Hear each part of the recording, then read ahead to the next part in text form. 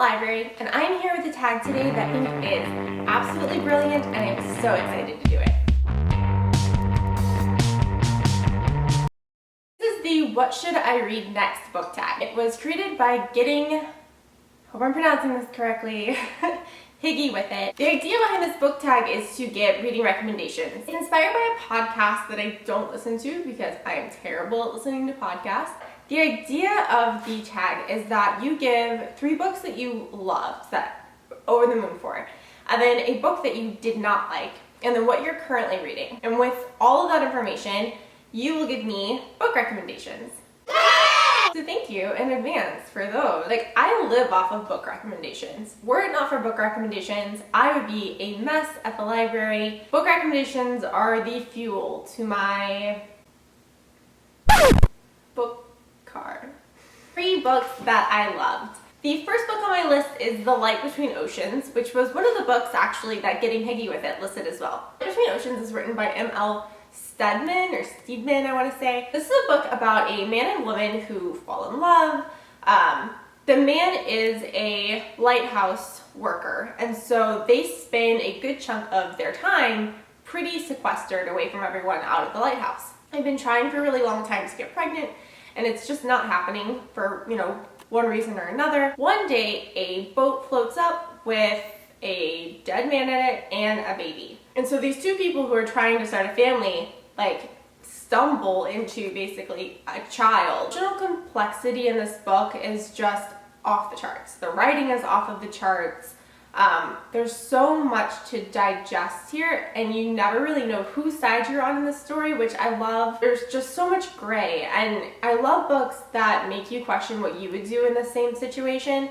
And I like to think that I know what I would do. I was surprised reading this how much I actually felt for all of the different characters, and it was just an emotional roller coaster. And so for my second book, I picked another emotional roller coaster.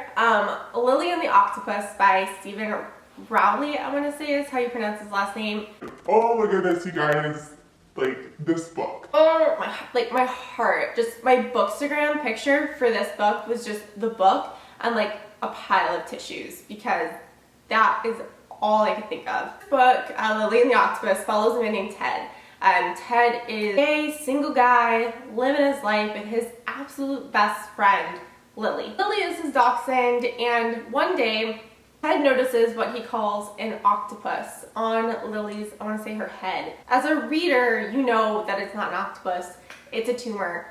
And Ted knows that too, or he comes to accept it. I was just so impressed by this book. Number 1 is by a debut author, which I love reading books by debut authors. But 2, it handled magical realism in a way that I enjoyed, which is strange because I usually hate magical realism. It just did it so well, and it did it in a funny way. So there were laugh out loud funny moments in this book, but there were also just pile of tissue moments. So well written, and it just had so many truths about love and life and friendship and death and grieving, and how we all kind of live our lives knowing that these connections that we make, that we have to make so that you can be happy and live your life, are going to one day be broken, either because you're going to die or the other part of that connection is going to die. But we still make these connections. Oh, there's so much here, and the ending made me cry.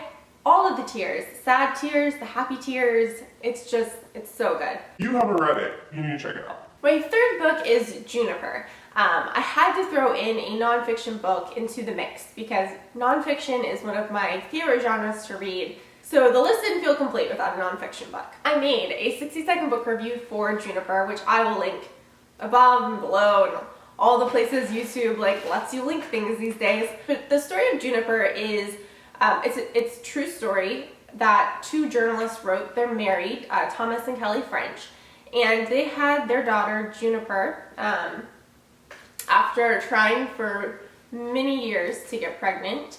They were able to get pregnant with IVF, but they had their daughter Juniper at 24 weeks, I want to say, which is right on the edge of viability. Common theme between all of these books is the writing. The writing in Juniper is just so good. Only because both the people who wrote it are journalists, And they have this amazing attention for detail while also capturing so many emotions. I also listened to this book, so listening to Kelly and Thomas talk about this experience and the things that they went through, because it was day to day, I mean hour to hour, as far as whether or not Juniper was going to survive and how they even felt about that, because they didn't know what that was even going to mean for them or for Juniper when your child was born that early. So those were the books, 3 books that I loved to read. One book I didn't like so much. It was actually really hard for me. I had to go back and like check Goodreads because I do a lot of research, I realize now, after having to go to Goodreads to find a book that I didn't like. I do a lot of research before I read a book. I get recommendations like this, and then I'll go to Goodreads and kind of like do a lot of investigating. I shouldn't do that as much. I should like fly by the cuff a little bit more. Is that an expression? I don't know. Took me a while to go back and find one that I didn't like, but I did. Sorry, my computer's over here if you're wondering why I'm looking in this direction. So a book that I read over the summer that I really did enjoy was The Girls by Emma Cline.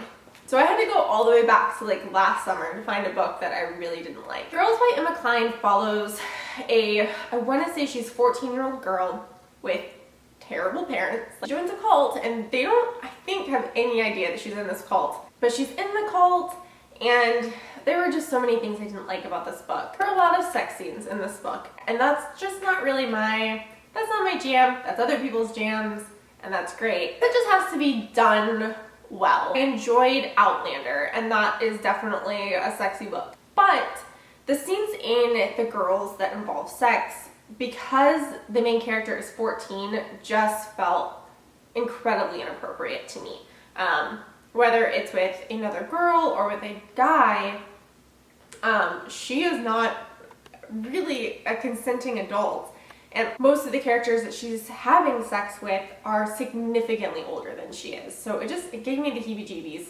It is overly written. The point where like describing drinking a cup of coffee could turn into like its own paragraph, which was hard for me because I like, you know, a really well-written book. And so it felt like the author was trying a little bit too hard with that. And so I think I gave this book like 2 stars. It wasn't my thing. What I've been reading lately. The fact that I have to like go to Goodreads to be able to tell you what I've been reading lately, like I've got mommy brain so bad right now, you guys. I'm exhausted. Okay, so what I've been reading lately. The last book that I read and finished was Brooklyn by Colm Toibin. Oh, this was really good. I definitely want to do a 60-second book review for this book because I really liked it. Brooklyn is about a young girl who moves from Ireland to Brooklyn. I think mainly she moves like for job opportunities, and while she's there she meets a boy, falls in love. She does a lot with her life in Brooklyn, but then something happens back home and so she has to return to Ireland. And so you spend most of the book, it's definitely character driven. You're spending most of the book exploring her feelings about living in Brooklyn versus living in Ireland. And it was really well written. Like it felt like a classic, even though I think it's only a couple of years old, and I hope I get to see the movie soon because I love the actress who plays the main character in Brooklyn.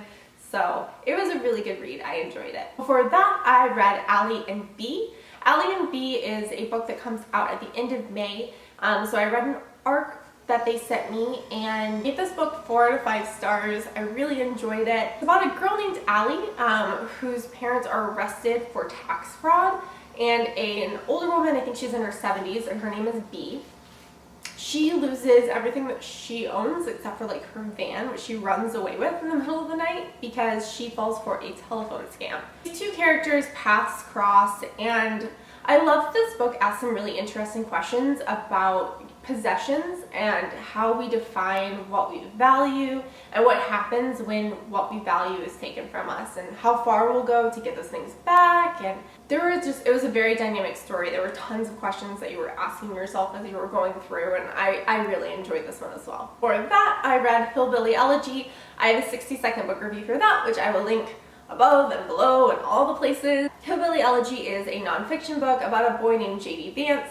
J.D. grew up in, I want to say, Ohio, and one of the things that they talk about in the book is something called It's ACEs, and I can't remember what the A stands for, but it is childhood experiences that you have that are traumatic. So JD had a lot of these adverse childhood experiences. And so the book is about those experiences, but then how he goes on to join the Marines, graduate from high school, graduate from college, and then go to Yale Law School. It's him kind of reflecting back on how he got to where he is, considering where he came from. So those are the books that I've been reading lately. So please bring on the book recommendations. I will tag a couple of booktubers below that I think should do this tag. If you do not have a booktube, please still feel free to participate by commenting below with 3 books that you enjoyed, 1 book that you didn't, and what you've been currently reading. Thank you so much to Getting Higgy With It for tagging me in this. It's one of the first videos that I've been tagged in, and it was so much fun to do. I can't wait to see what recommendations you guys have for me. Thank you so much for watching.